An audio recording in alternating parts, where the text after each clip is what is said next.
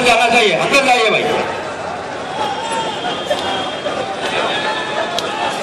Vivekananda statue దగ్గర ఉన్న ఈ చౌరస్తాను మనం వివేకానంద చౌరస్తాగా పిలుస్తున్నాం కాబట్టి వివేకానంద చౌరస్తా ప్రాంతం నుండి బయలుదేరి మనము సరూర్ నగర్ ఇండోర్ స్టేడియం ప్రాంతానికి చేరుకోబోతున్నాము.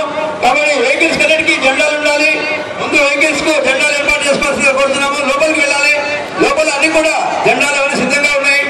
తమ తమ వెహికల్స్ ను అలంకరించుకొని ఒక క్రమశిక్షణాయుతంగా బయలుదేరవలసి ఉంటుంది. కాబట్టి తొందరగా వెళ్ళినట్టయితే మనము ర్యాలీని తొందరగా ప్రారంభించుకోవాల్సి ఉంటుంది. చాలా మంది సోదరులు ఇంకా వస్తున్నారు కాబట్టి వాళ్ళకి స్థలం ఉండాలి. లోపలికి పంపించండి సార్. ఇరవై లోపలికి తొందరగా లోపలికి పంపించాలి. రోడ్డు జామ్ అవుతుంది.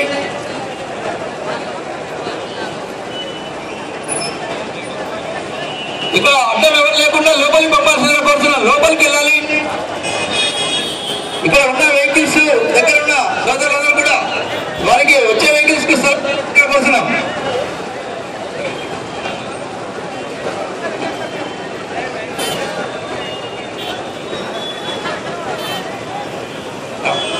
లోపల రండి. లోపల రావాల్సిందిగా కోరుతున్నాం. లోపలికి లోపల ఇంకా చాలా పెద్ద గ్రౌండ్ ఉంది. జెండాలు మీ యొక్క వెహికల్స్ కలెక్ట్ చేసుకొని కొంతమంది కార్యకర్తలు ఈ వెహికల్స్ ఏర్పాటు చేసుకునే ప్రయత్నంలో తమ తమ జెండాలను వెహికల్స్ ఏర్పాటు చేసుకోవాలి. ఇంకా చాలా మంది వెహికల్స్ కు జెండాలు కనబడుతున్నాయి కాబట్టి ప్రతి వెహికల్ కు జెండాను ఏర్పాటు చేసుకునే ప్రయత్నం చేయాల్సింది కోరుతున్నాం.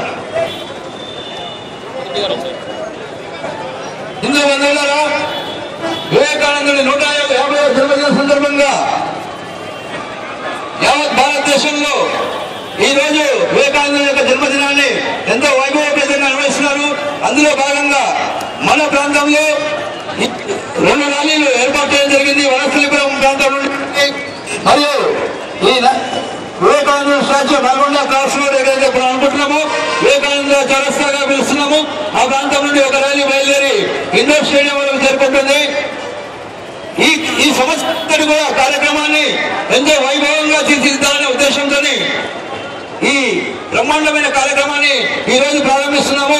దీనికంటే ముందు మన 25 డిసెంబర్ రోజు సంకల్ప దీక్షతో ప్రారంభమైన స్వామి వివేకానందుడు భారత భూభాగం పైన అడుగుపెట్టే ముందు కన్యాకుమారిలోని రాక్ మెమోరియల్ వద్ద ఒక దీక్ష చేయడం జరిగింది. సంకల్ప దీక్ష 3 రోజులు ఈ దేశాన్ని గురించి భారత జాతి సంస్కృతి పరంపర వైభవాన్ని నిర్దిగ్ధించే విధంగా ఒక బ్రహ్మాండమైన కార్యక్రమాన్ని సంకల్పంగా తీసుకొని కలిగిన రోజు 25 డిసెంబర్.